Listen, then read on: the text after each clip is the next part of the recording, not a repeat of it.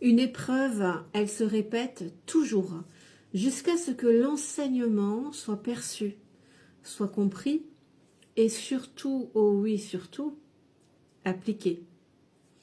Pour exemple, la blessure émotionnelle de la trahison. Tu as vécu dans un environnement familial instable, insécure, il y a pu avoir de la maltraitance, de la violence, ou tout simplement des peurs qui n'ont, voilà, tu as ressenti des peurs qui n'ont pas été rassurées. Et pour le coup, cette peur t'a poussé à développer, naturellement, un système de défense qui est le contrôle dans l'excès.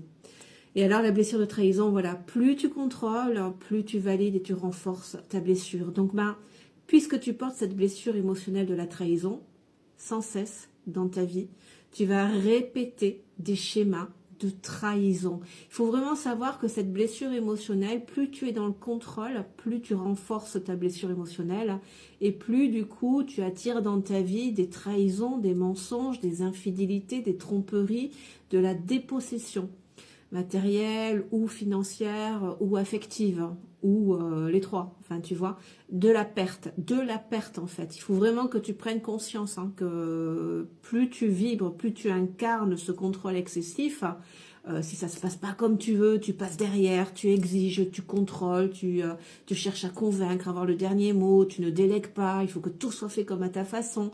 Là, tu incarnes les mémoires traumatiques de ta blessure émotionnelle, de la trahison. Tu es tout le temps en train de contrôler, tu vois. Tu vas tout le temps demander des comptes, tu veux toujours tout savoir. Pour le coup, tu peux en devenir castrateur, parce qu'il faut que tu vas imposer les choses, et tu peux devenir étouffant, et puis l'autre, il se sent jamais à la hauteur. Enfin, plus tu incarnes tout ça, ta blessure, plus tu vas répéter des schémas de trahison. Mets-toi à la place un petit peu de la personne qui subit ce contrôle permanent, excessif, castrateur, qui se sent complètement étouffé, complètement infantilisé. Mets-toi à la place de cette personne-là. Mets-toi 2 secondes, 4, à sa place. Une personne comme ça, elle exerce son pouvoir sur toi. Qu'est-ce que tu vas faire au bout d'un moment ? Tu vas te tailler parce que tu n'en peux plus. Tu manques d'oxygène, tu manques d'air. Tu vois, donc il faut vraiment que tu prennes conscience de ça. C'est encore une fois, les épreuves, elles se répètent tant que tu n'as pas compris le message caché. Et tant que tu ne le conscientises pas, mais surtout que tu n'appliques pas ce que tu as compris. Ah ok, j'attire de la trahison parce que je suis dans un excès de contrôle, un excès de possessivité, un excès peut-être de jalousie aussi. Je fouille, je cherche, voilà, partout, je regarde sur tous les réseaux. Tu attires de la trahison à cause de ça. Ok, donc l'enseignement, il est, oh punaise, j'ai intérêt de lâcher prise sur ce besoin de contrôler en permanence si je veux cesser de répéter ces schémas. Là, par voie de conséquence, tout à fait naturellement, alors c'est pas facile, on est bien d'accord, mais c'est un jour à la fois, comme tout apprentissage, c'est compliqué au départ et avec la pratique, voilà, ça devient plus naturel. Mais en tout cas, puisque j'ai compris que c'est à cause de ce contrôle que j'attire ces situations de trahison, et pour rappel, le contrôle excessif est la réponse traumatique de ma blessure de trahison, ok, j'ai compris, je travaille sur moi et j'arrête de contrôler. Tu vois, je lâche prise sur le besoin de contrôler. C'est ce que je souhaite au-delà de tout. Idéalement, dans mon fort intérieur, c'est ce que je souhaite, être dans ce lâcher-prise et dans cette confiance. Donc, pour pouvoir y accéder, pour pouvoir y arriver, il va falloir que je commence à l'incarner. Donc, pour l'incarner, il va falloir que je commence à le pratiquer. Et là, tu ne te positionnes plus par rapport à tes mémoires traumatiques. Tu te positionnes par rapport à tes tripes, à ton idéal, à ton fondamental, à ton sacré, à ce que tu souhaites au-delà de tout, tu vois. Donc, de par ce chemin, tu vas pouvoir commencer à soigner ta blessure émotionnelle de la trahison, tu la vibres de moins en moins, donc tu la manifestes dans ta vie de moins en moins. Donc, cesser de passer derrière si les choses ne sont pas faites à ta façon, cesser de tout vouloir contrôler, cesser d'exiger que les choses soient faites comme toi, tu l'entends. Non, tu ne peux, t'arrêtes, alors c'est pas facile, pour y être passé, c'est pas facile. Hein. Une blessure de trahison qui s'active dans le corps, waouh, tu as l'impression d'avoir un alien à l'intérieur de toi. Hein. Une blessure émotionnelle qui s'active, et c'est pas du flan, hein.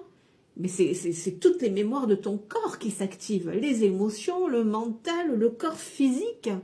Tu vois, des tensions, va sortir, va prendre l'air, va faire un footing, et parle à ta blessure de trahison.